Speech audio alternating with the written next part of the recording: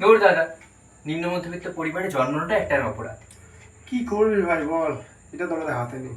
আরে কার হাতে আছে? শোন, তাহলে একটা কথা বলি। রাস্তায় দেখবি, ধর একটা কুকুরে 4টে ছানা হয়েছে, আর একটা ছোট্ট মেয়ে হঠাৎ গিয়ে যে কোনো একটা কুকুরের বাচ্চাকে ওর ভালো লাগলো, তাকেও তুলে নিয়ে বাড়িতে নিয়ে চলে এলো।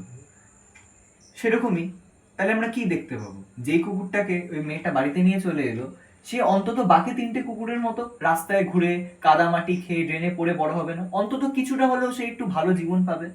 সেরকমই আমাদের মানুষদের ক্ষেত্রেও হয়তো ভগবান কাউকে কাউকে চুজ করে নেয়, সেই জন্যই তাদের হয়তো জীবনটা কিছুটা হলেও বাকি 4টে মানুষের থেকে একটু ভালো হয়। ওই বাচ্চা মেয়েটা যেরকম সেই কুকুর বাচ্চাটার কাছে ভগবান, সেরকমই আমরাও মানুষরা যাকে ভগবান বলে ডাকি, সেও হয়তো কোনোভাবে কাউকে কাউকে চুজ করে নেয়, কাউকে কাউকে বাকি সবার থেকে কিছুটা ভালো জীবন দেয়। এটা তো আমাদের কিছুই হাতে নেই, সব তারই ইচ্ছা।